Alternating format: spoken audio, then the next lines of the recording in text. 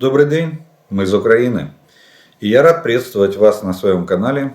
Как всегда, приглашаю подписаться, поставить лайк этому видео, если оно вам понравится. И тогда его смогут увидеть как можно больше людей. Ну а мы с вами по традиции начинаем видео по оперативной обстановке за прошедшие сутки. Сегодня на календаре 1 марта и киевское время 19 часов. Сегодня первый день весны. Опять же, видео хочется начать словом «не дождетесь». Зима закончилась, никто не замерз. Да, было холодно, не скажу, что был блэкаут, но Украина не замерзла. И как звучит в нашем гимне, «Ще не вмерла в Україні, ні слава, ні воля». Не дождетесь. Ну а оперативная обстановка сегодня за прошедшие сутки сложилась следующим образом. На Купянском, Лиманском, Бахмутском, Авдеевском и Шахтерском направлениях за прошедшие сутки наши защитники отбили более 85 атак противника. То есть интенсивность атакующих действий, она очень высокая, практически круглосуточная. За прошедшие сутки российские оккупанты нанесли 2 ракетных и 12 авиационных ударов, включая применение 2 беспилотников типа Шахед-136. Эти дроны были сбиты нашими военными. Также враг совершил 68 обстрелов из реактивных систем залпового огня. Пострадали гражданские люди, к сожалению.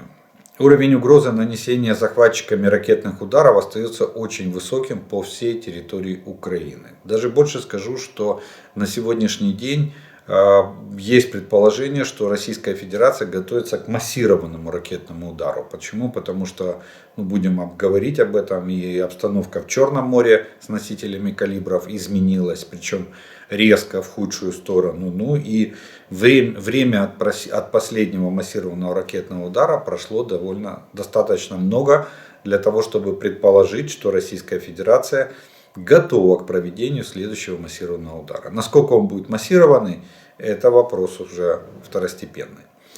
На Волынском, Полесском, Северском и Слобожанском направлениях оперативная обстановка без существенных изменений. Противник удерживает свои подразделения вблизи государственной границы Украины, однако формирование наступательных группировок не выявлено. В течение суток враг совершил минометные и артиллерийские обстрелы населенных пунктов в Черниговской, Сумской и Харьковской областях. На Купянском и Лиманском направлениях противник вел наступательные действия, идут бои в лесах Кременной, возле Червонопоповки и Макеевки. Но изменений не зафиксировано. Надо отметить, что практически уже неделю линия фронта на Купянском и Лиманском направлениях стоит стабильно, несмотря на попытки атаковать наши позиции со стороны российских оккупационных войск. Бахмут. Тут бахмутское направление самое тяжелое, и здесь ситуация на грани критической. Надо отметить, что противнику, к величайшему сожалению, удается продавливать нашу оборону. Они продолжают давить от Ягодного на Бахмут. То есть они заходят с северо-запада и пытаются замкнуть кольцо окружения вокруг Бахмута. Есть угроза окружения нашего гарнизона в городе Бахмут. Кроме того, продолжаются попытки вытеснить наши силы с восточного берега речки Бахмутка. Мы еще продолжаем там удерживать какие-то позиции. Натиск российских войск, наверное, можно назвать словом колоссальный. Они фактически отправляют в атаку волна за волной, подвозят личный состав на грузовиках. И на этих же грузовиках вывозят раненых и убитых. Причем это осуществляется как конвейерным способом, то есть непрерывно и круглосуточно. Вот такой напор организовало российское командование на наши позиции. Противник усилил давление на юге. Атаки идут на самолет и гаражи и Мариупольское кладбище. Мы знаем, что это юго-западная окраина города Бахмута. Поэтому ситуация там очень тяжелая. Было заседание Ставки Верховного Главнокомандующего, и насколько мы знаем, из слов, особенно со слов заместителя министра обороны Анны Маляр, что выделен резерв. В Бахмут генеральным штабом выделен резерв, и сейчас этот резерв будет входить в город и будет обеспечивать обеспечивать стабилизацию линии фронта. Вот. Но пока данных о том, что вооруженные силы Украины или силы обороны Украины будут покидать город, таких данных на данный момент нет. На Авдеевском и Шахтерском направлениях попытки врага атаковать из Опросного и Водянова провалились. Возле Ясиноватой вражеская пропаганда выдает свои позиции 2014 года как свежезанятые. То есть то, что они еще с 2014 года обороняют, они теперь это пытаются представить, в пропагандистских роликах представить, как будто это вот они взяли их вчера. Как вывод по Донбассу можно сделать следующий, что критическая ситуация остается в Бахмуте. Враг пытается перерезать пути снабжения наших войск, то есть дороги, которые ведут в город Бахмут, и сделать невозможным передвижение по этим дорогам. Оккупанты понимают, что происходит, и поэтому бросают все возможные резервы для достижения своей цели. В принципе, в городских боях шансов у российских оккупантов нету. А единственная возможность оккупировать Бахмут — это его окружить. То есть в лоб штурмовать город они не могут. Нет у них такой возможности, не получается. А вот попытка окружить ценой жизни тысяч мобилизованных, это вполне, они считают, что это вполне возможная задача. Мы постараемся их в этом разуверить. Судя по настроениям в генеральном штабе и по действиям наших войск, то я так понимаю, что Бахмут продолжает удерживать наши войска. Запорожское, Херсонское направление. Здесь можно объединить, потому что ситуация одинаковая. Идут позиционные бои, идут обмены артиллерийскими ударами. И противник пытается, особенно на запорожском направлении, на отдельных участках, пытается создать условия для перехода в наступление, но безуспешно. И ведет артиллерийские обстрелы районов населенных пунктов Донецкой, Запорожской, Днепропетровской, Херсонской и Херсонской областей. Запорожье, и Днепр и Херсон — это столицы наших, областные центры Украины, подвергаются обстрелам из различных видов огневого вооружений Российской Федерации. В основном это ракеты и в некоторых случаях артиллерия, дальнобойная, реактивная и ствольная. Еще раз фиксируется эвакуация отдельных категорий граждан из временно оккупированного Крыма. Все-таки в последнее время военнослужащие российских оккупационных войск, дислоцируемые в Перевальном, отправляют свои семьи в Россию. То есть среди военнослужащих Российской Федерации, которые проходили службу или проходят службу в Крыму, есть понимание того, что Крым рано или поздно вернется в Украину. И это вопрос просто времени, причем ближайшего. Пока есть возможность вывоза своих семей, они этим и занимаются. То есть эвакуируют их на материковую часть Украины. Украинские воины за прошедшие сутки ликвидировали 650 российских оккупантов, уничтожили 7 танков, 8 боевых бронированных машин, 10 артиллерийских систем, 1 реактивную систему залпового огня, 4 беспилотника оперативно-тактического уровня и 5 автомобилей. Авиация сил обороны Украины за минувшие сутки нанесла 11 авиационных ударов по районам сосредоточения личного состава и техники оккупантов, а ракетные войска и артиллерия поразили 9 районов сосредоточения живой силы и техники оккупантов. Также позиции 2 зенитно-ракетных комплексов, станцию радиоэлектронной борьбы и состав с боеприпасами. Что касается акватории Черного моря, то, что я вам говорил в начале, то Российская Федерация, в принципе, вывела в акваторию Черного моря большое количество кораблей, там около десятка, из них 5 являются носителями ракет «Калибр». Один общий залп этих ракет может составить 32 ракеты. Поэтому я говорю, что обстановка в плане ожидания массированного ракетного удара со стороны Российской Федерации, она усугубилась. Вот такие военно-политические новости произошли в Украине на всех оперативных направлениях и на линии фронта от Харькова до Херсона. Ну и немного поговорим о военно-политических новостях, которые происходят в Украине и вокруг нее. Пробежимся кратко. В Германии столкнулись, пишет New York Times, о том, что в Германии столкнулось правительство с проблемой. Мы говорили с вами, и я упоминал уже, когда несколько лет назад журналисты, кстати, издания Deutsche Welle провели журналистское расследование, пришли к выводу, что Бундесвер, это армия Германии, не боеспособна. Сегодня правительство Германии, внимание, столкнулось с проблемой.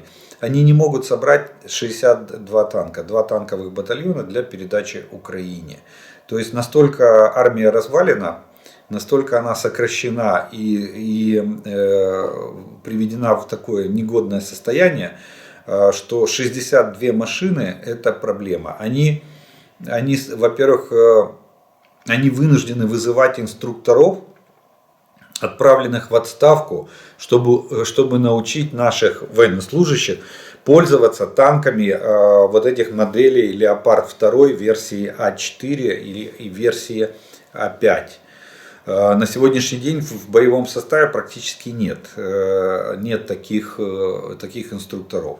И проблема еще в том, чтобы собрать эти машины, которые находятся в боеспособном состоянии, то есть технически исправными.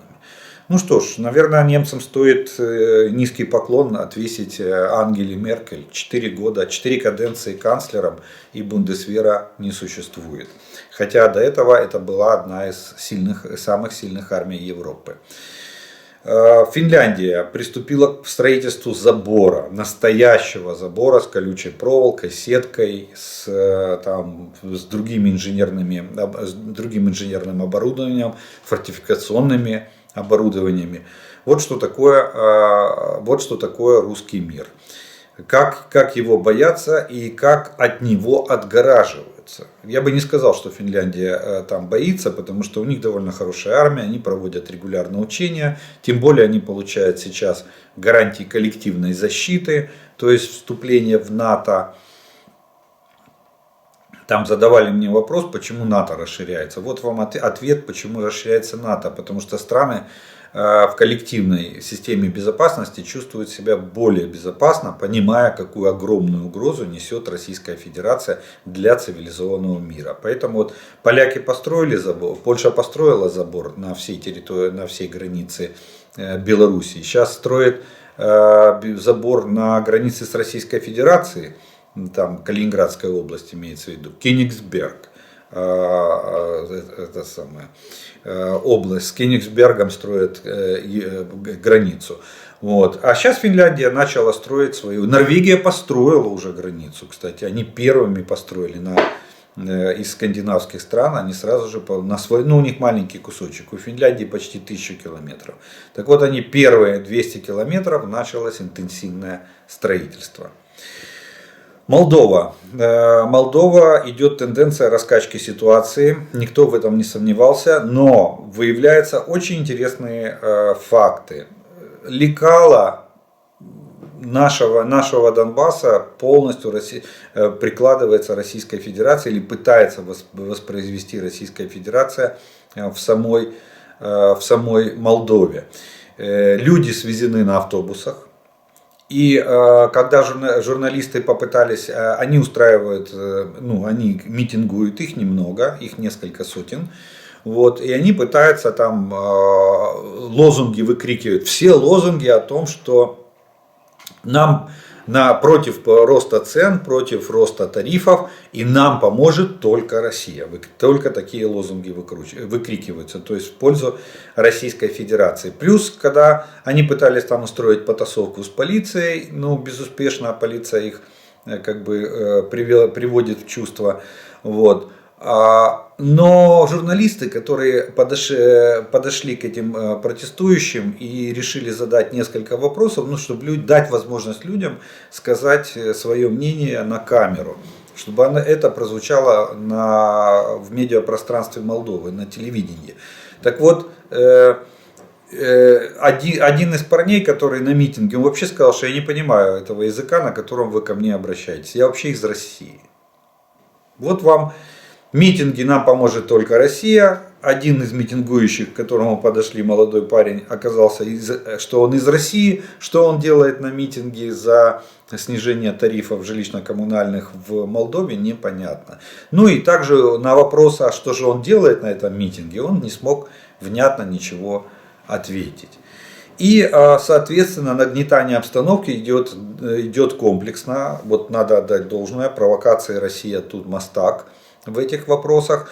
И в Приднестровье объявили начало очередных сборов с 1 марта. То есть с сегодняшнего дня трехмесячные сборы для мобрезерва, для военнослужащих запаса, для мобрезерва будут проводиться в непризнанной на территории Приднестровья. Вот этими самопровозглашенными властями этой территории.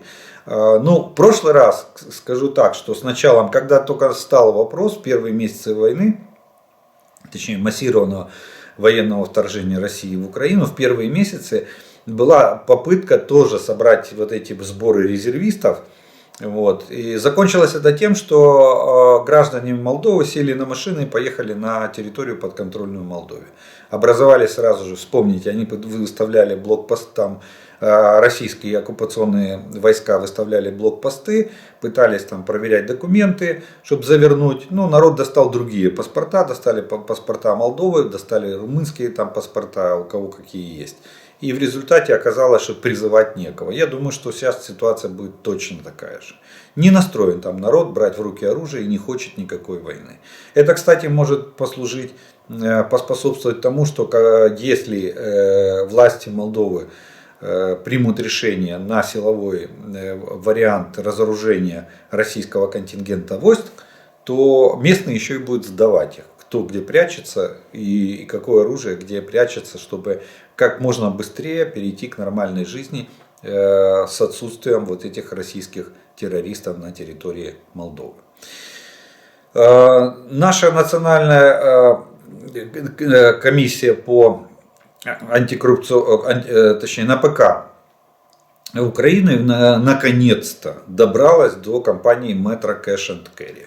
Я вам говорил, когда на Ашан накладывали санкции неделю назад, это же агентство наше, то я сказал, что еще Метро упорно не хочет уходить с российского рынка и в новогодние праздники развернула просто агрессивную маркетинговую кампанию по рекламированию своего бренда и приглашению на оформление скидочных карт. Ну вот она попала в перечень международных спонсоров войны. Такое решение принято из-за позиции руководства компании Cash and Carry, Metro Cash and Carry, продолжать деятельность в Российской Федерации. То есть они отказались уходить с российского рынка. Вот. Ну, не знаю, наверное, теперь им надо принимать решение, чтобы уходить с украинского рынка. Потому что надо определиться, с какой стороны они баррикады находятся. Соединенные Штаты готовы ввести санкции против Китая, если он поставит Российской Федерации наступательные вооружения, заявил госсекретарь США Энтони Блинкен во время переговоров в Астане с президентом Казахстана Касым-Жомартом Токаевым. Об этом заявил телеканал Sky News. Там Блинкен находится сейчас с визитом. И я так понимаю, что они решают вопрос с Казахстаном по поводу недопущения со стороны Казахстана участия в серых схемах по поставкам вооружения Российской Федерации. Ну и, конечно же, предлагают какую-то свою помощь, какие-то свои плюшки, чтобы заинтересовать Казахстан не поддерживать российскую агрессию в Украине. Ну и еще одна из России пришла новость о том, что, опять же, касательно Приднестровья, так как там страсти накаляются, Россия пытается раскачать ситуацию, естественно, градус противостояния растет. Так вот, МИД Российской Федерации заявил, официальный представитель, это Захарова, есть у них такая представительница МИДа Российской Федерации. Так вот, она заявила, что от имени Министерства иностранных дел России, то есть это официальное заявление, о подготовке Украиной провокаций с радиоактивными веществами в Приднестровье. Самое интересное в этом заявлении, это то, что она заявила, что указанные вещества, то есть радиоактивные вещества, какие они не знают, могли доставить в Украину через порты Одесской области, участвующие в зерновой сделке. То есть фактически Захарова обвиняет страны-участницы зерновой сделки, а это Турция и генеральный секретарь ООН, в том, что они способствовали доставке в Украину радиоактивных веществ, которые якобы Украина хочет использовать в провокации с радиоактивными веществами на территории непризнанного Приднестровья. Ну, абсурд абсурдный, потому что, видите, сказать, что у нас же 9 энергоблоков на сегодняшний день, которые мы контролируем, которые работают практически на полную мощность. У нас есть радиоактивные отходы на атомных станциях. У нас есть запасы топлива для атомных электростанций, которые они постепенно вводятся в эксплуатацию по мере их выработки на действующих реакторах. Обратите внимание, ни слова не сказано. Почему? Потому что все наши станции находятся где? Под контролем МАГАТЭ. Президент Зеленский обратился к МАГАТЭ официально, и мы попросили МАГАТЭ выставить своих представителей, направить на все атомные объекты Украины. Поэтому сказать, что мы, допустим, там привезем сейчас бочку ядерных отходов, ну я утрированно говорю, с какой-то атомной электростанции, Россия не может, потому что МАГАТЭ подтвердит, что все под контролем, все находится в хранилищах на месте. Так вот, оказывается, сухогрузы, которые идут согласно зерновой сделке порты Одессы, оказывается, привезли радиоактивные вещества. Ну вот пану Гутерришу хотел бы передать в этом плане привет и Таипу Раджепу Эрдогану. Вот что значит сотрудничать или общаться с Российской Федерацией. В любой момент можно получить вот такой вот, я считаю, что это прямой удар в спину со стороны России, обвинить тех, кто помогал организовывать зерновую сделку. С Россией же тоже получает с нее преференции. И вот так вот обвинить, высказать прямое обвинение, что они способствовали доставке радиоактивных веществ в Украину. Ну и вишенка на торте из международных новостей это визит Лукашенко в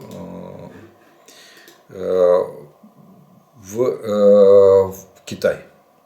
Визит начался.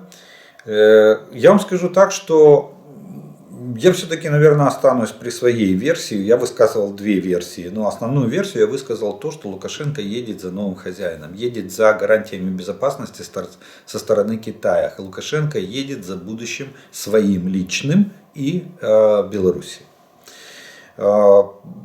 Это и вот после встречи Лукашенко и Си Цзиньпинь я останусь, наверное, все-таки буду больше склоняться к этой версии. Версии того, что Лукашенко сейчас договорится или повез какое-то послание от Путина, чтобы Китай дал оружие России, я все-таки ее отбрасываю. Объясню почему. Дело в том, что посмотрите прием Лукашенко. Просто это бомбезный прием. Прием почетный караул, самые лучшие дворцы, стоит рядом с Си Цзиньпинь, принимает доклады от всех чиновников китайских. Почет и уважение. На мой взгляд, это такой троллинг Путина, Си Цзиньпин не хочет взять трубку телефона и поговорить с Путиным, отказывается от телефонных переговоров. Вопрос визита, который там умоляет Путин, давайте, приезжайте, все говорят об этом. Ван И, представитель Китая, который был в Москве, Путин просил визит на апрель месяц организовать встречу в Москве Си Цзиньпин и Путин. А Ван И сказал, что давайте в конце апреля вернемся к этому разговору. То есть они даже не хотят обсуждать сроки визита. И Лукашенко принимает как самого дорогого гостя с флагами, почетным караулом, с торжественными залами и всем остальным. Вспомните, как принимали Путина на открытии Олимпиады. Путин, как старый дедушка, показали, да, сидящими в креслах, это протокольное фото, сидящими Си Цзиньпин и Путин в креслах, для протокола, якобы беседующие друг с другом. А потом Путин в гордом одиночестве, замерзший, укрытый пледиком, чтобы не околеть от холода, сидел в гостевой ложе, один, в округе в нескольких метрах ни одного человека, а в правительственной ложе сидел Си Цзиньпин в окружении своих подчиненных и наслаждался зрелищем открытия Пекинской Олимпиады. Так что я все-таки думаю, что, зная Лукашенко, насколько он хитрый человек и насколько он только союзное государство, он 20 лет выводит за нос Путина, и до сих пор союзное государство СССР 2.0 так и не возродился. Все они программы пишут, документы пишут и не могут никак Путин никак не может уговорить Лукашенко на главную подпись. А сейчас Лукашенко может получить какие-то преференции, кредиты или гарантии со стороны Китая. А Белоруссия очень завязана на Китай. Очень. Я напомню, что у них есть и совместное вооружение, типа реактивной системы Полонез с дальностью пусков до 200 километров. И Китай уже успел до начала этого массированного вторжения построить в Белоруссии завод по производству двигателей, дизельных двигателей для грузовиков. На минуточку, мощность завода 20 тысяч двигателей в год. Это очень большой завод. То есть Китай вкладывает. И мне говорили, что еще до войны, до этого массированного вторжения, даже в Минском международном аэропорту надписи на белорусском и на китайском, то есть иероглифами. Почему-то не на английском, а на китайском. Второй язык там китайский. Так что я думаю, что им есть что обсудить. И видите, как Си Цзиньпин принял Лукашенко. Очень тепло и очень дружественно. Что не скажешь о Путине, который не может добиться даже телефонного разговора с Си Цзиньпином. И еще одно хотел вам здесь информационно, это то, что Институт изучения войны сделал выводы, что сегодня то, что мы говорим, сейчас из всех утюгов несется, что переговоры. Давайте быстро садиться за стол переговоров. И даже, кстати, Лукашенко, опять же, перед отъездом в Пекин произнес такую пространную фразу, что Украине надо немедленно помириться с Путиным и подписать мирный договор с Россией без предварительных условий. То есть застолбить достижения Российской Федерации в захвате территории Украины. Так вот, Институт изучения войны пришел к выводу, что российские власти, похоже, активизируют свои информационные операции под ложным флагом, чтобы отвлечь внимание от отсутствия у них ощутимых успехов на поле боя, замедлить предоставление западных танков и другой помощи в преддверии ожидаемых украинских контрнаступлений. Министерство обороны России 28 февраля обвинило Соединенные Штаты и их пособников в планировании провокаций в Украине с применением ядохимикатов. Я вам об этом рассказал, что Захарова, оказывается, пособники, видите, США и их пособники. Организация Объединенных Наций, пособник доставки в Украину ядерных или радиоактивных веществ для провокаций на оккупированной части территории Молдовы, Российской Федерации. Вот. В связи с этим Минобороны России заявила 19 февраля, что украинские официальные лица планируют фальшивые атаки на радиационно опасные объекты в Украине, чтобы обвинить российские силы в неизбирательном нанесении ударов по таким объектам. Очевидный всплеск ложных биохимических и ядерных ложных предупреждений сопровождает согласованную российскую информационную операцию под чужим флагом, обвиняющую Украину в подготовке к вторжению в оккупированное Россией Приднестровье. Молдова, это на территории Молдовы. То есть, видите, да, они пытаются, операция под чужим флагом, чтобы мы не вздумали, что мы якобы вторгаемся, хотим вторгнуться в Приднестровье. Президент России Владимир Путин также заметно возобновил ядерную риторику в российском информационном пространстве во время своего обращения к Федеральному собранию России 21 февраля, когда он объявил о намерении России приостановить участие в договоре о стратегических наступательных вооружениях. Недавнее возрождение нескольких стандартных российских информационных операций в форме предупреждений под чужим флагом и устаревших уже или уставших ядерных угроз свидетельствует о том, что российские фальшивые официальные лица все чаще пытаются смягчить информационное воздействие продолжающегося отсутствия успехов России на поле боя, а также замедлить предоставление западной помощи, танков и другой техники перед ожидаемым украинским контрнаступлением. Институт изучения войны ранее сообщал о взаимосвязи между российскими информационными операциями и реалиями поля боя. Особенно, когда российские силы не могут занять значительные позиции в наступательных операциях в Украине. Министерство обороны России и высокопоставленные чиновники, вероятно, будут активизировать свое участие в таких информационных операциях по мере того, как продолжающееся российское наступление в Луганской области приближается к кульминации, а возможности для украинских контрнаступлений возрастают.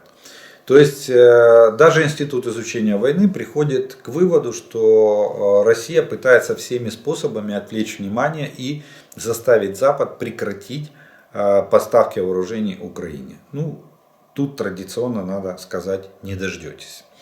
Кстати, запугивание граждан Российской Федерации мне очень понравилось. По МКАДу прошла колонна на днях, ярсы перемещались. Причем специально, я думаю, что специально Министерство обороны спланировало маршрут по МКАДу. Почему-то, что туда могут легко приехать иностранные журналисты, плюс много жителей Москвы могло снять это на свои телефоны, выложить в соцсети. Вот. Но что делать МКАД ярсам в Москве?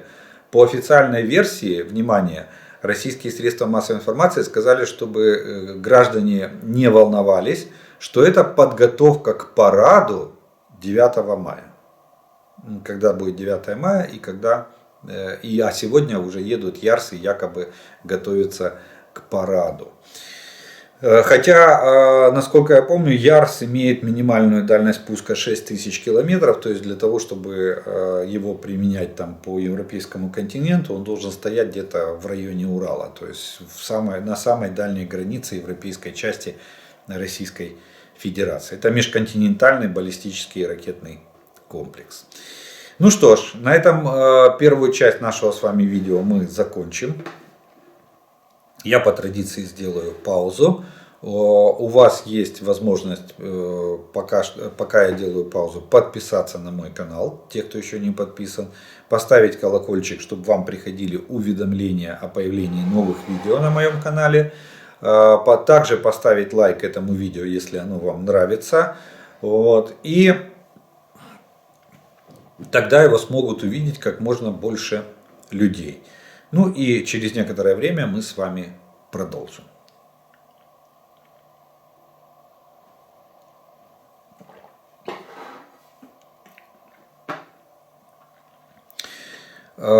Добрый день. У меня вопрос. сколько стоит производство одного танка «Оплот» и можем ли мы восстановить производство танков «Оплот» на заводе имени Малышева в случае размещения одной батареи «Патриот» в Харькове, и сколько мы одновременно можем создавать танков в месяц, и возможно ли это вообще. Ну, смотрите, по «Оплоту», насколько я помню, там несколько миллионов долларов стоит один танк «Оплот». Вы же не забывайте, что это не производство танка с нуля, это модернизация танка «Оплот». Поэтому, если брать чистую модернизацию, то это стоит несколько сотен тысяч долларов. Если брать полностью производство танка, то это будет стоить несколько миллионов долларов. Но я начну с конца вашего вопроса, чтобы быстрее на него ответить и короче. Это невозможно сегодня. Судя по рассказам очевидцев и харьковчан, я имею в виду, нам сначала надо восстановить завод имени Малышева. Почему? Потому что он с первых дней вторжения российских войск он подвергся массированным атакам и бомбардировкам, ракетным атакам и бомбардировкам российской авиации. Поэтому даже если мы поставим Патриот, надо сначала восстанавливать завод. Проще на сегодняшний день, это раз. Второе, послевоенный период, да, этот вопрос будет актуален. Сегодня этот вопрос не актуален. Нам надо сегодня и сейчас надо вооружение, поэтому мы вынуждены покупать готовые образцы. То, что можно произвести быстро сегодня и сейчас, мы стараемся производить. Или то, что нам крайне необходимо, те же снаряды мы производим. Мы наладили производство за пределами Украины, чтобы не рисковать. Поэтому по танкам пока вопрос откладываем на послевоенный период. Вот смотрю телевизор, где говорят, что не хватает боеприпасов, указывают участок, конечно, с оптимизмом, но зачем в прямом эфире показывать СМИ детали проблем врагу, если отбросить умышленную намеренность? Дело в том, что в век информационных технологий противник знает обстановку лучше, чем мы с вами. Мы с вами апеллируем только открытыми источниками информации, у противника работает разведка. Так что тут нельзя недооценивать противника. Поэтому поднятие такой проблемы говорит о том, что, точнее, когда проблему замалчивают, она остается нерешенной. Когда проблему освещают, находятся чиновники и политики вынуждены ее решать. И это больше направлено на западную аудиторию, на внешнюю аудиторию, для того, чтобы подчеркнуть необходимость ускорить и увеличить объемы поставок нам тех или иных видов вооружений, не только боеприпасов. А то, что их реально не хватает на таком-то участке, поверьте, противник, российские оккупационные войска знают не хуже нас с вами. И они же это чувствуют на себе, на собственной шкуре. Прилетает им или не прилетает. Вопрос.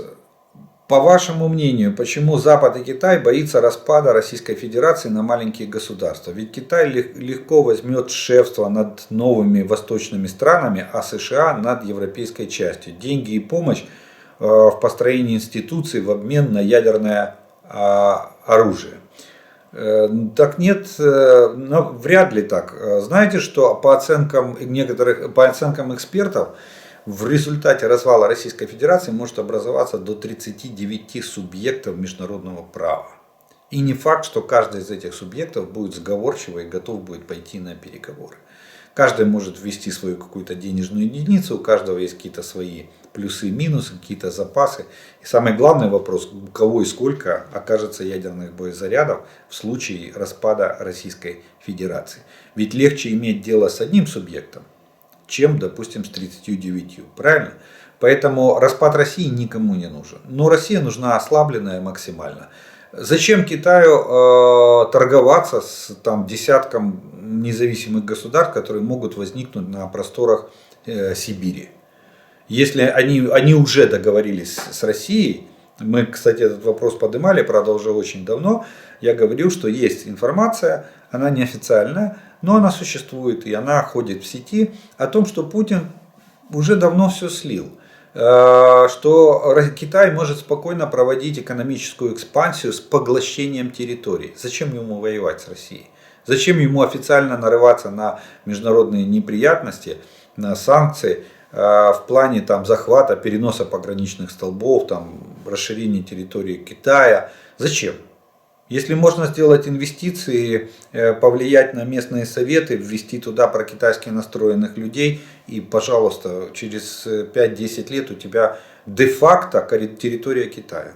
Да, де-юре она останется российской, но де-факто ты вложил туда инвестиции, ты получаешь с этого дивиденды, у тебя там размещены рабочие места, у тебя полностью твои прокитайские местные советы, и ты фактически управляешь этими землями. А они уже там крутят дули и бодаются с центральной властью, с той же Москвой в плане перечисления налогов, там, преференций и прочего. Или каких-то вопросов. Это же федерация. А почему бы федерацией не стать конфедерацией? И практически, вот как в Соединенных Штатах, каждый штат это практически отдельное государство. Вот вам ответ, почему. Но при этом Россия должна, в общем, остаться единым и целым. В общем, внешне. Помните, я когда-то такую аллегорию приводил, сравнение я вычитал, что медведь, да, символ России, там их партии «Единая Россия». Так вот, Мишку убивать ни в коем случае нельзя. Но Мишке надо вырвать когти и зубы, чтобы Мишка не кусался и не царапался. Но он должен быть большой, уметь реветь, чтобы пугать всех вокруг. Вот вам аллегория в плане внешней политики как Китая, так и Соединенных Штатов. Они в этом солидарны. Зачем США потом договариваться о своих субъектах, допустим, «Газпром», почти американская компания. По некоторым данным, неофициальным, опять же подчеркиваю, по официальным 27%, а по неофициальным 35% «Газпрома», акций «Газпрома» принадлежит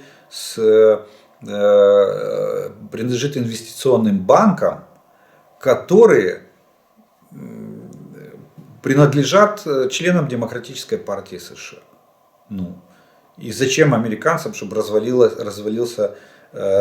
Российская Федерация? Где они потом соберут вот эти объекты «Газпрома» и как они будут добывать и транзитировать газ и нефть на территории Российской Федерации?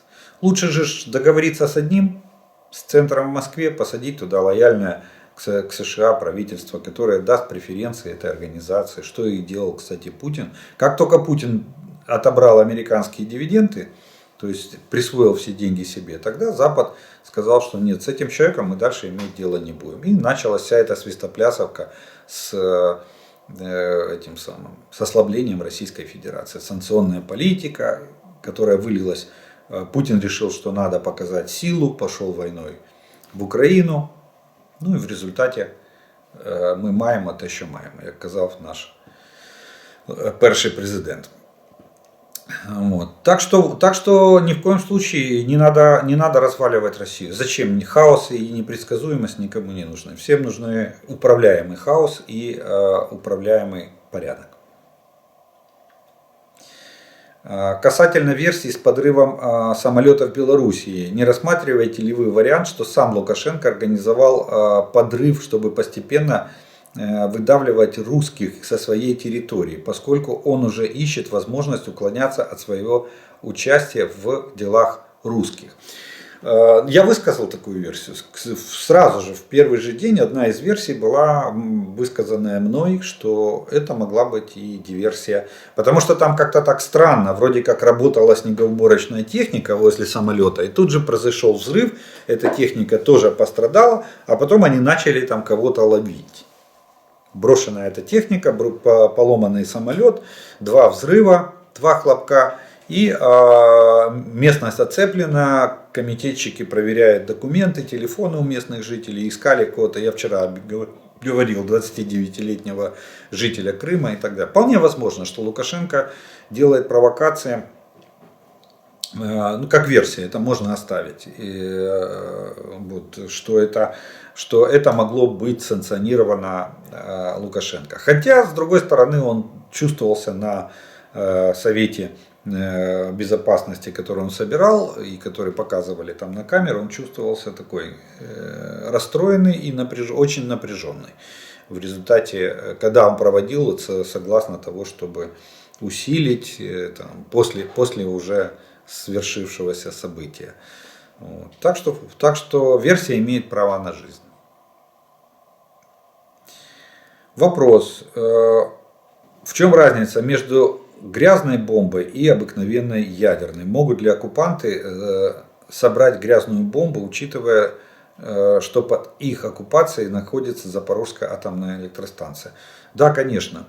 Что такое, ядерная бомба, все понимают, да, это ядерный взрыв со всеми признаками, 5 поражающих факторов ядерного взрыва и так далее, и огромное выделение энергии в результате взрыва с огромной разрушительной силой. Что такое грязная бомба? Грязная бомба — это берется вот, самая простая грязная бомба. Берется бочка радиоактивных отходов, которая хранится на каждой атомной электростанции в ожидании своей участи утилизации или захоронения.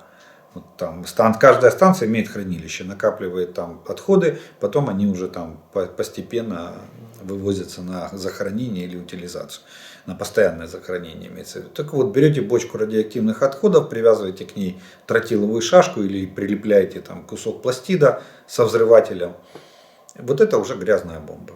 То есть грязная бомба — это разбрасывание радиоактивных, так грубо, примитивно, разбрасывание радиоактивных отходов или радиоактивных веществ, так правильнее будет сказать, с помощью обыкновенного взрыва. Вот что такое грязная бомба. Первые грязные бомбы, я помню, говорили, что вот в торпеды могли закладывать, потому что в торпеде там может быть до 500 килограмм тротила. Вот вместо нее радиоактивные отходы и какой-то небольшой заряд. При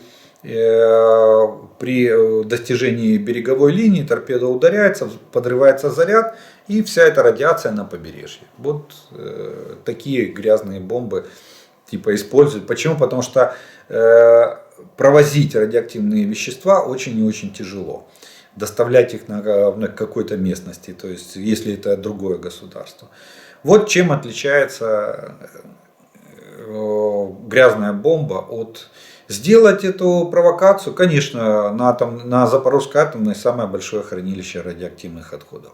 В самой Российской Федерации атомных реакторов даже больше, чем у нас, если я не ошибаюсь, 18. У нас 15 атомных реакторов, у них по-моему, 18.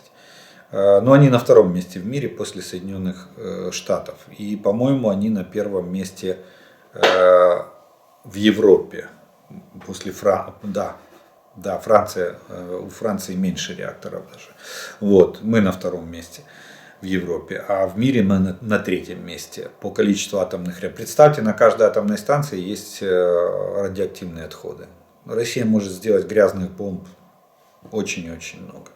Но их эффективность, там уровень радиации очень маленький, потому что взрыв разбрасывает радиоактивные вещества на довольно большое расстояние. Ну и плюс есть такое понятие, как рекультивация и земель, и особенно земель. То есть можно собрать эту землю с радиоактивными отходами и захоронить ее в могильнике. И там она будет лежать навечно. Либо как вот в Чернобыльской зоне по прошествию лет радионуклиды все уходят с поверхности грунта, постепенно начинает уходить вглубь грунта. И, соответственно, поверхностный фон выравнивается до нормального. Посмотрите на города Хиросима и Нагасаки. И посмотрите в Википедии, когда началось строительство или восстановление этих городов. Несмотря на то, что там взорвались настоящие атомные бомбы.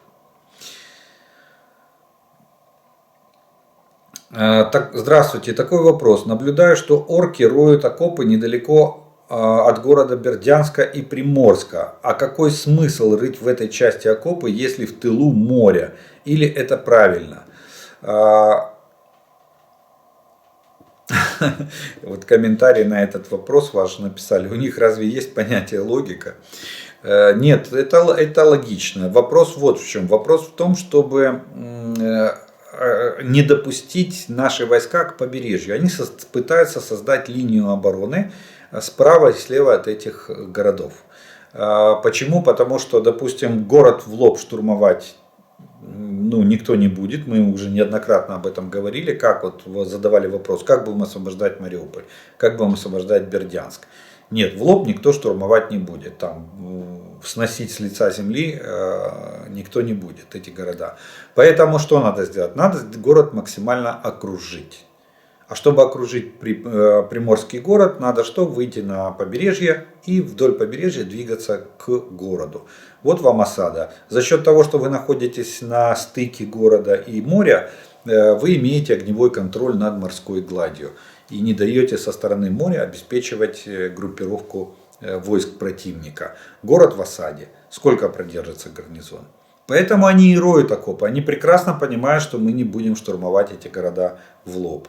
Так что все они делают с точки зрения военной, к сожалению, они делают правильно. То есть у них есть люди, которые понимают в военном деле. Вот. Ну а нам уже придется с этим бороться, когда мы придем освобождать эти города.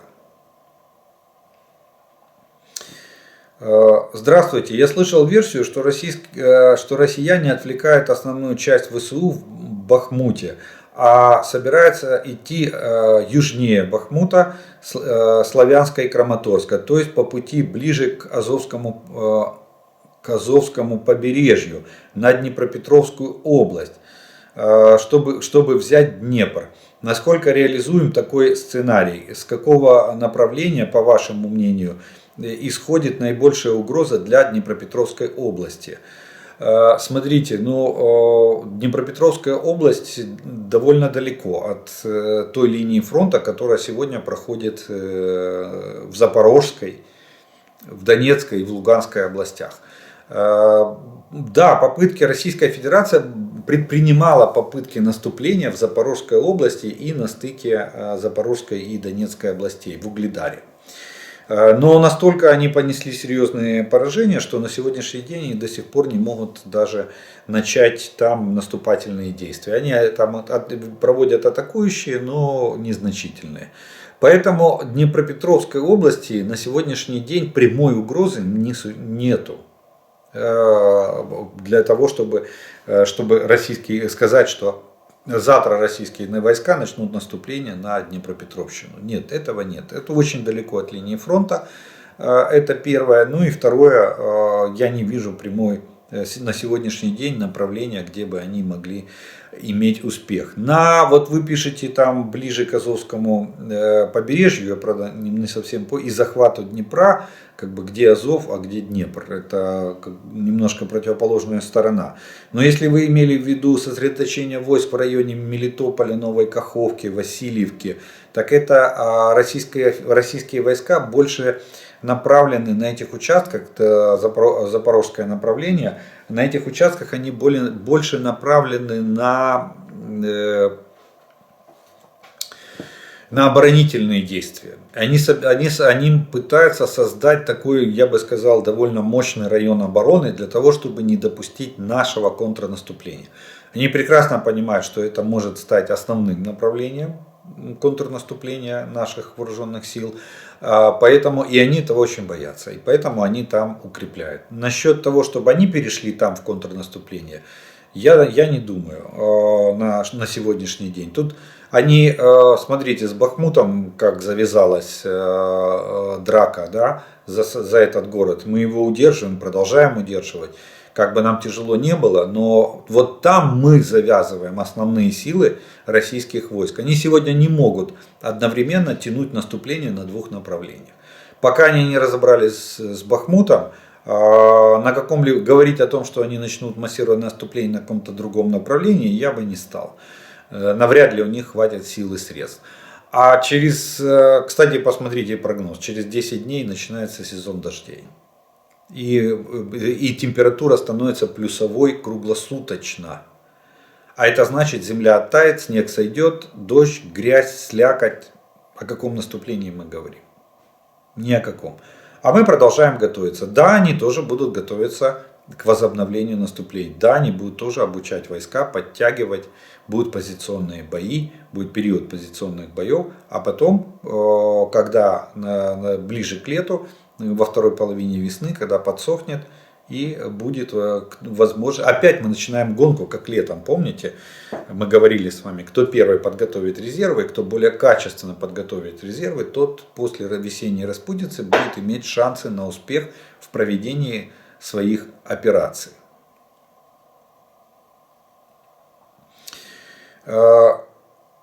Привіт з Франції. Тут майже щодня літають винищувачі Рафаль та Міраж в районі Нансі, Діжона, біля кордону зі Швейцарією, в Бельгії, неподалік від міста Л'єж, теж помічені були. В Нідерландах літали великі транспортні гелікоптери. Питання, вони до чогось готуються, чи це просто планові навчання?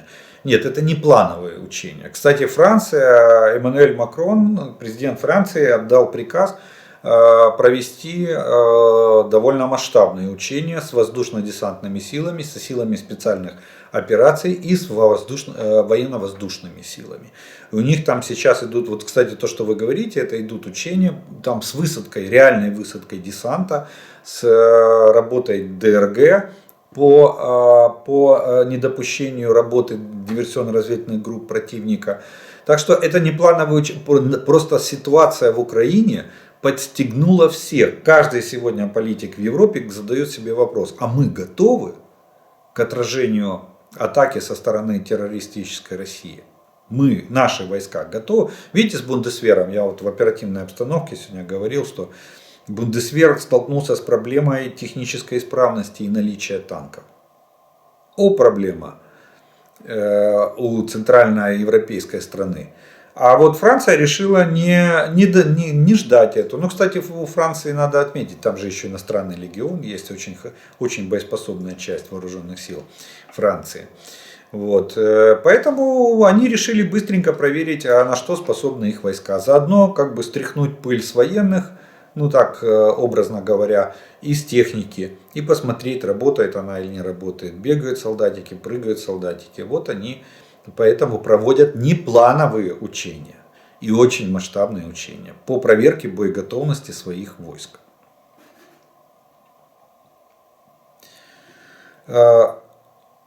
Можно ли и стоит ли делать снаряды для БМ-21 «Град» двухступенчатыми, увеличивая дальность, или возможность установки планирующего элемента? Первая разгонная на максимальную высоту, а конечная часть или с двигателем, или планером, или и тем, и другим. Самый неудачный вариант. Объясню почему. Потому что очень маленький калибр, 122 мм. Для «Града» никаких, за счет количества снарядов в пакете, 40 штук, никто для «Града» никогда не делал управляемых снарядов. Кстати, управляемых снарядов калибра 122 мм не существует. Существуют ПТУРы, которые вот калибра 125 мм для стрельбы через ствол танка. А вот в таких артиллерийских системах не существует, невыгодно, поверьте. В этом снаряде и так очень мало взрывчатки. Если вы еще туда в этот снаряд засунете часть, которая будет, электронную часть, то есть мозги, которая будет управлять планированием этого снаряда, плюс головку самонаведения, то у вас практически получится, что вы маленькую гранату за бешеные деньги кидаете на расстояние там, в 20 километров. Нет, для систем «Град» это экономически невыгодно и с военной точки зрения не обосновано. Вот «Ураган», снаряд 220 мм калибр, или, допустим, тот же «Хаймарс», да, мы говорим, управляемый снаряд, калибр «Хаймарса» 227 мм. 227 мм. При этом головная часть содержит 90 кг тротила, взрывчатого вещества. И то мы говорим, слабоватенький снаряд, 90 кг. Ну что он может? Вспомните Антоновский мост. Куча дырок, а мост стоит. Понимаете? Вот в чем проблема. А теперь представьте, 3 метра, ровно 3 метра длина снаряда градовского вместе с взрывателем. 2,87 без взрывателя в ящике и 3 метра вместе со взрывателем. И теперь в этот снаряд занимает, там, по-моему, 60 с чем-то сантиметров длина снаряда. Там, я уже не помню вес тротила в в самом снаряде. Но сегодня дальность града увеличена, вот Россия увеличила, у них Торнадо С, это снаряд с дальностью 40 километров для системы град. И то за счет порохов, за счет того, что они применили более современные пороха, соответственно увеличили кинетическую энергию этого пороха, и снаряд летит в 2 раза дальше. Ну а теперь, так это они сжались в хвостовой части снаряда, которая занимает практически 2/3 этого снаряда. А теперь представьте, что вам в самом снаряде надо еще уменьшить количество взрывчатого вещества, и что тогда? Сегодня град работает в основном на осколочное действие, контактный взрыватель. Так что нет, это не экономический и с военной точки зрения не обоснованный поступок. Вот. Смерч, да, пожалуйста, 300 миллиметров. Кстати, вот Смерч самый активный в плане продвижения в управляемости снарядов, высокоточных боеприпасов. Мы делаем Ольху, Российская Федерация делает Торнадо С снаряды повышенной дальности и там корректируемые. А мы делаем боеприпас Ольха М, который тоже корректируется на конечном участке. Но там 300 миллиметров, там 380 килограмм снаряд, из них там порядка около 100 килограмм взрывчатого вещества, почти как в Хаймерс, даже больше. Вот. Так что калибр 122 это не тот калибр, для которого делается корректируемый или управляемый, или высокоточные, так правильнее будет сказать, боеприпасы. Ну что ж, на этом мы вторую часть с вами заканчиваем, вопросную, и у нас остается третья часть, это комментарии, пожелания и приветствия, которые вы прислали. И первое из них прозвучит следующее, оно будет о Молдове. Тут меня немножко подправили, пишут, что маленькое уточнение, в Республике Молдова президент избирается прямым голосованием народа, то есть не в парламенте, а прямым голосованием народа. А в парламенте абсолютное проевропейское большинство. То, что вы видели на видео в центре Кишинева, это вот тот митинг, про который я вам рассказывал в военно-политической части нашего видео. Это несколько сотен или тысяч завезенных, проплаченных со списками пенсионеров и алкоголиков из разных частей страны. Партия, которая оплачивает эти митинги, называется ШОР. А ее руководитель Илон Шор, муж певицы Жасмин, убежал за границу. То есть глава партии управляет партией из-за границы. Есть множество видео, где доказано, что люди по списку получают по 20 евро за участие в митинге. Может быть, надо жестче пресекать такие манипулятивные действия со стороны криминальной оппозиции. Но у нас демократия и протесты разрешены. Хорошего вам дня и слава Украине. Помните, Молдова добрый сосед. Мы это помним и готовы даже помочь нашему доброму соседу. Ну, кстати, цена примерно одинаковая, 20 евро на сегодняшний день. Это по нашим меркам где-то 400, да, получается? Нет, это больше даже, 800, где-то 800 гривен. 10 евро это 400 гривен. 40 у нас сегодня на рынке евро стоит, ну плюс-минус там. Вот, так что у нас 500 платили, помните митинги по 500 гривен раздавали, по 200 сначала, потом по 500 раздавали. Вот, а оппозиционные сколько раз ловили, а у них, видите, ну дороже, ближе к Европе дороже. Следующее. Доходы России от экспорта нефти и газа в январе упали на 38% до 18,5 миллиардов долларов. Исключительно теплая зима подорвала спрос на российский дизель. К концу февраля в море на плавучих хранилищах скопилось 1,9 миллиона баррелей энергоносителей, что стало рекордом с октября 2020 года. Даже взрывы своих потоков не помогли. То есть у России вот такое вот падение спроса на ее энергоносители. Как они говорили, где там Европа замерзнет, где там замерзшая Европа? Опять скажем, не дождетесь. Пятая категория самолетов, вы, наверное, имели в виду пятое поколение самолетов. Новый многоцелевой летающий центр обработки данных. То есть самолет пятого поколения – это летающий центр обработки данных. Да, мы это знаем. Несет рой дронов, камикадзе, которым наносит удары по намеченным наземным и воздушным целям, оставаясь вне зоны поражения ПВО и истребительной авиации противника. Автоматизация управления роем, сбор разведывательной информации с камер дронов, передача информации на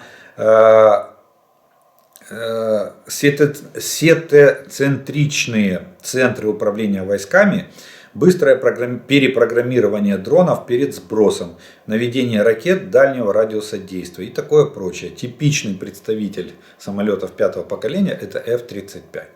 Вот, кстати, я это в принципе знал, просто для вас озвучил. И вот я всегда говорю, что Су-57 даже на 4 плюс не тянет. Даже на четвертое поколение не тянет этот самолет. Старая советская разработка, которую Россия пытается выставить самолет. Они называют его там самолетом пятого, или даже некоторые эксперты российские позволяют себе называть Су-57 самолетом шестого поколения. Ну, покажите мне тогда рой, которым управляет ваш самолет шестого поколения. Вот F-35 я знаю точно, что он управляет роем. F-22 Raptor сейчас будет модернизироваться под рой. Уже есть целая программа в Соединенных Штатах Америки. Но российская авиация максимум 3 плюс или 3 плюс 2 плюса пусть будет. Каждый день жду, когда буде сказано «Доброго дня, ми з України», і ми оголошуємо те, що Україна перемогла. Противник розгромлений. Залишки ворога вийшли на межі 91-го року. Повний розгром політики Пуйла.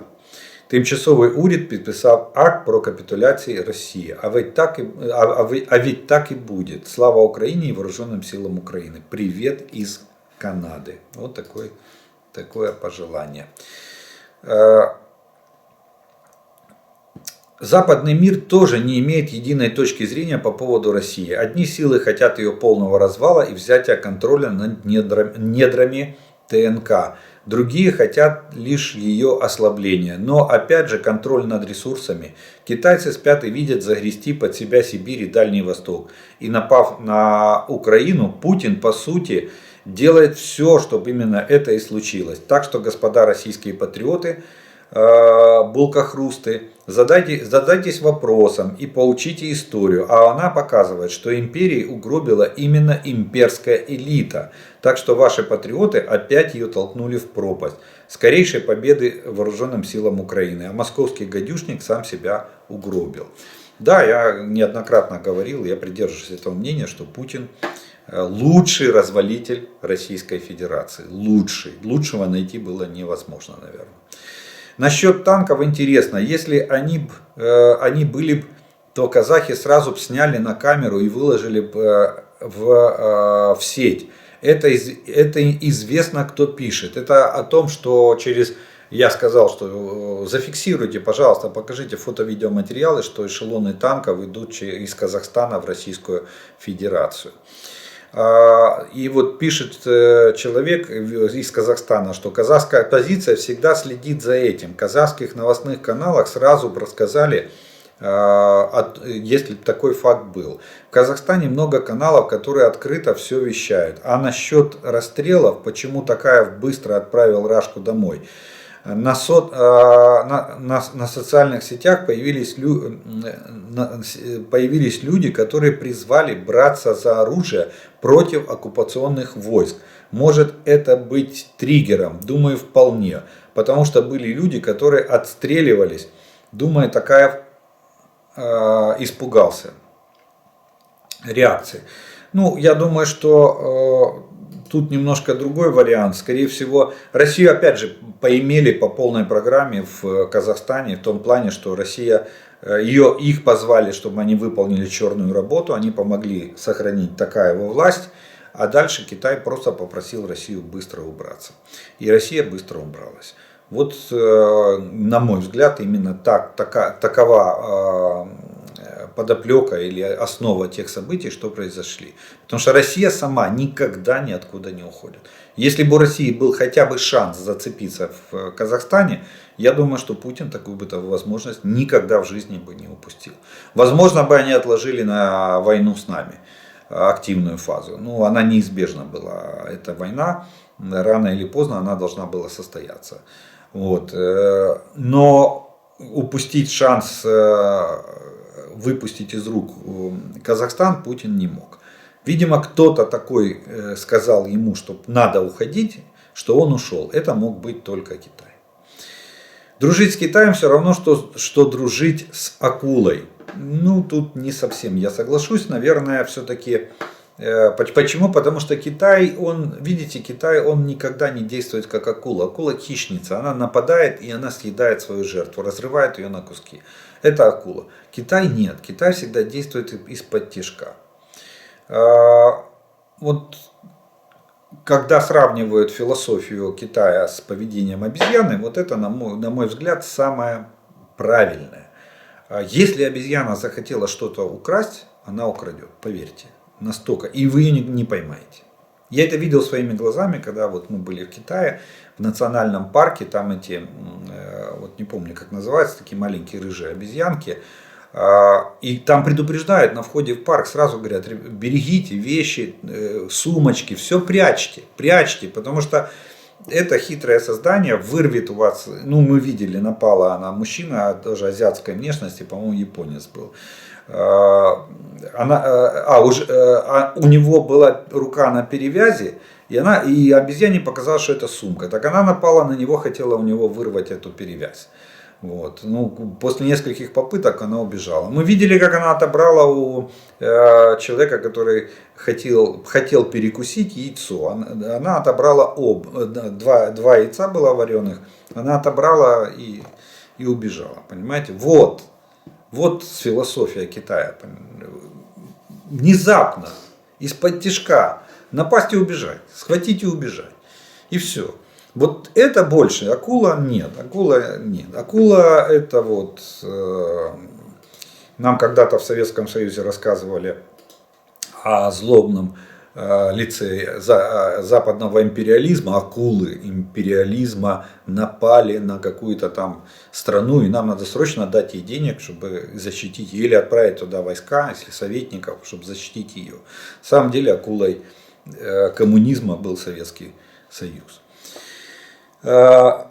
Одесситы пишут, да, корабли обстреливали постоянно в 4-5 утра Одессу, хорошо было слышно вместо будильника. Иногда можно было увидеть корабли с берега вдалеке. То есть это к вопросу о работе корабельной артиллерии Черноморского флота по самой Одессе. Насчет наших беспилотников стрижей. Старье, конечно, но в применении как крылатая ракета это хорошая вещь будет. Тем более, что их у нас несколько сотен. Хорошая ответка России. Нам западные партнеры, союзники, их оружием запрещают бить по России. А нашим собственным оружием ограничений нет. Хоть и очень трудно нам тут. Но так душа радуется, когда бьем по России. Надо сделать с ними то, что они сделали с нами. Как же разрушить их военку и инфраструктуру? Всю Россию, конечно, не достать. Но до Урала достать вполне можно и нужно. Слава, Украина победит, а Россия побежит. Слава Украине, слава Соединенным Штатам, слава Европейскому Союзу, слава Сумской теробороны. Ну, кстати, немножко давайте пыл охладим. И один из представителей офиса президента сказал, что официально никаких ударов Украина по территории Российской Федерации не наносит. Это не мы, это не наши дроны, мы не знаем, кто это запускает. И вот в этом плане мы не ведем себя агрессивно. Вот так сказал представитель офиса президента. Сегодня буквально заявил. Привет воинам света. Этот режим Казахстана ходит по краю. Они, если это не поймут, будет поздно. Слава Украине. Ну вот, видите, в Казахстане внутренние противоречия тоже нарастают, как и в других странах. В телеге пишут, беспилотники летели с Одессы через море, низко. Там кучу еще чего-то писали про рельеф. Ну, пусть это будет на пасашок шутка из Одессы, потому что расстояние от Одессы до Санкт-Петербурга я представляю. А еще если через море, так это вообще непреодолимые тысячи километров. Ну что ж, пусть такая шутка. На этой юмористической ноте мы закончим с вами сегодня наше видео по оперативной обстановке за прошедшие сутки. Я благодарю за ваше внимание, что вы и время, что вы досмотрели до этого момента. Еще раз приглашаю подписаться на мой канал тем, кто не подписан, нажать на колокольчик, чтобы вам приходили уведомления о новых видео на моем канале. Также поставить лайк этому видео, если оно вам понравилось, тогда его смогут увидеть большее количество людей. Так работает алгоритм YouTube. Ну, конечно же, огромные слова благодарности спонсорам и тем, кто поддерживает мой канал. Благодаря спонсорской помощи и вашей поддержке у меня есть возможность записывать такие видео і доносити до вас эту інформацію. Ну а ми з вами продовжуємо вірити в Збройні Сили України. Перемога за нами. Слава Україні!